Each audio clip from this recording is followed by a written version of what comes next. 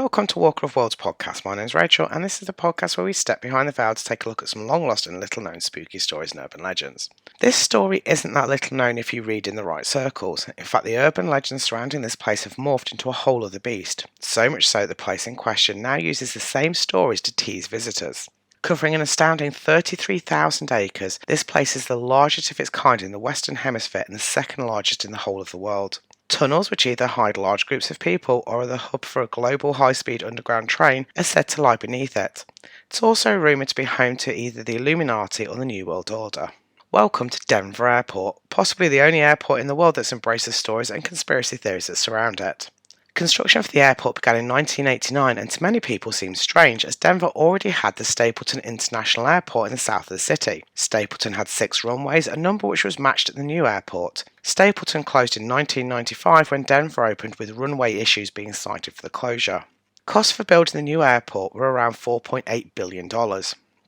Originally it was supposed to be somewhere in the $2 billion range but ran over budget. Some of this was cited to be because of the fancy new baggage system that was installed beneath the airport and subsequently never used.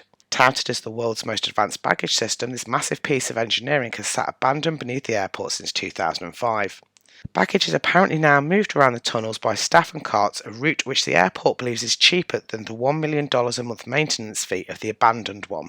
In the course of a year, Denver Airport sees 69 million passengers and 600,000 aircraft movements. The airport itself contributes around $33 billion to the local economy every year.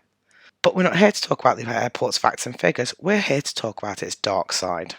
So let's begin beneath the runways. As we've said, there is a massive abandoned luggage system beneath the airport, something which is believed to have fueled the $2 billion overspend. However, these tunnels have fueled a myriad of stories and legends which date back to the years following the airport's opening. Some believe that the tunnels house massive bunkers for the rich and elite should the end of the world suddenly become truth. But how do you reach your bunker when you're located in, say, London?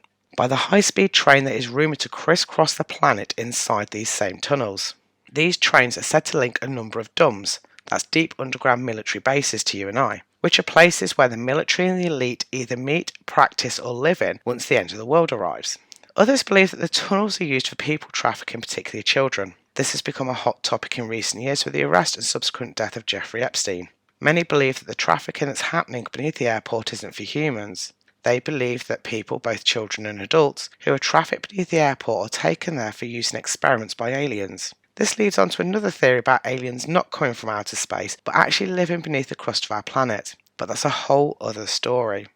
Denver Airport is also home to a lot of artwork. Not unusual in airports, as the massive spaces are often used to showcase work from the local area. Unfortunately, in Denver's case, they displayed something that was on the terrifying side. In the east and west baggage claims of Concourse B were 2 massive murals. You'd think that they would depict something of the local area, the mountains, scenery, or towns and cities. No, they didn't. These murals are, to put it mildly, both batshit crazy and probably the scariest artwork on display outside of a natural gallery. One shows a forest on fire with dead animals and children, and a Nazi in a gas mask brandishing a sword and a bayonet. The second mural is a little more pleasant and shows children of the world coming together in order to bring peace and harmony on a planet destroyed by adults. The Nazi lies dead at their feet and a rainbow arches above them. The official story from their artist behind the murals is that they portray children of the world dreaming of peace. Urban legends paint a different picture and believe that the murals are a prophecy to a future catastrophic event. People also believe that it links the airport to Nazism, something which they also claim via the runways, which being laid out in a crude swastika, a symbol which the Nazis stole from various religions and peoples, and which is now trying to be claimed back by those same religions and peoples. The murals are currently in storage due to renovation on the airport, and whether they'll be returned to public view or not is anyone's guess. Gargoyles are traditionally placed on the outside of churches in order to scare away and keep out evil spirits. So why does the east and west baggage claim areas feature 2 gargoyles? These bronze statues sit inside of open suitcases and watch over the baggage carousels. Why? According to the airport's official website, the statues, created by Terry Allen, are there to ensure the safe arrival of your suitcase. Interesting when you consider that the original baggage moving system was never put into use. But, as we said, the story goes that the gargoyles traditionally face outwards in order to keep evil spirits out. So what spirits are these 2 bronze creatures stopping from leaving the airport? But there's also a third gargoyle in the airport. This one is a more recent addition and is being used by the airport to play into the stories that surround the area.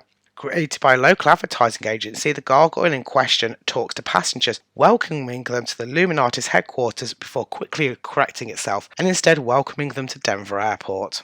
Close to the Westin Hotel is a granite plaque with a time capsule buried beneath it. The time capsule is rumoured to contain messages and memorabilia to the people of Colorado in 2094. The capsule and subsequent plaque were placed on the site in March 1994, but it's not what's in the capsule that's caused speculation, it's what's written on the plaque. As well as the original date, the 19th of March 1994, it also has the Freemasons logo as well as the words New World Airport Commission, which of course has people believing that either the New World Order built, controls or is housed at Denver Airport. The same goes for the Freemasons. The time capsule's plaque has them believing that the Freemasons have something to do with the airport. Fact or fiction? We'll probably never know, and it'll be our ancestors in 70 years' time that will have the pleasure of finding what is hidden inside the capsule. One of the strangest pieces of art isn't even inside of the airport. Standing between the airport's entrance and exit roads is a 32-foot high blue horse called Blue Mustang.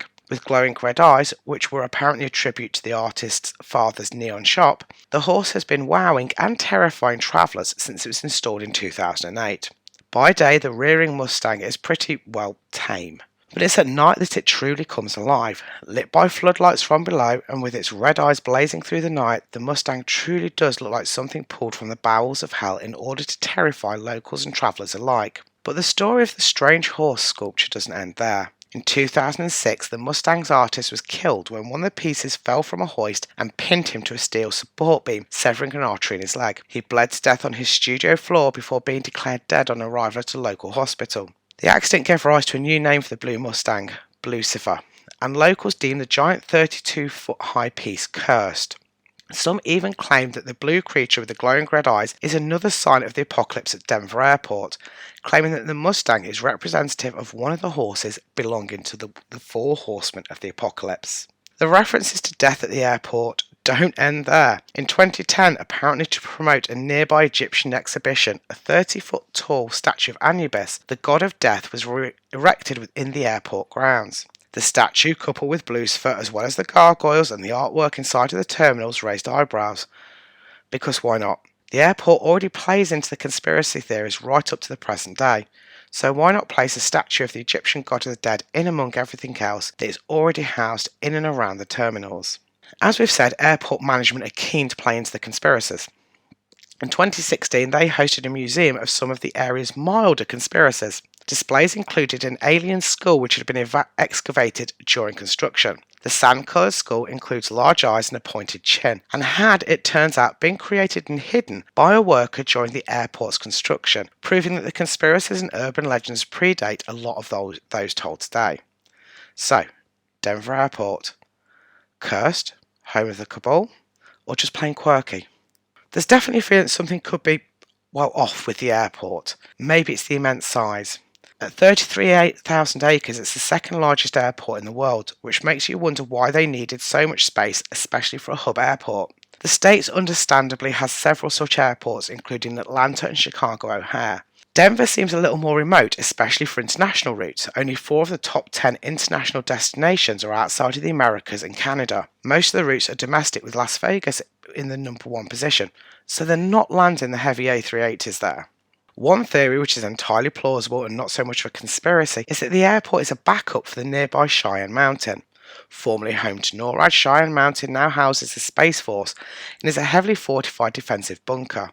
Some people have, probably correctly, predicted that in the event of an attack on the country, Denver Airport with its 6 runways and miles of underground tunnels would become home to some of the country's bomber aircraft. This would be done so that the aircraft weren't all in one place and at the risk of being taken out by one missile. It's also entirely possible that the miles of tunnels beneath the airport also house military bunkers and equipment, and are also possibly linked to Cheyenne Mountain and other nearby military installations. So, what are your thoughts on Denver Airport? Overly large airport that has no overtly strange energies to it and a marketing team with a sense of humour, or a creepy and cursed airport that may hide secrets that even we can't fathom? Thank you so much for listening. If you enjoy this podcast and like your stories a little on the strange side, please feel free to check out our website at www.roswellpublishing.co.uk. And until next time, stay spooky.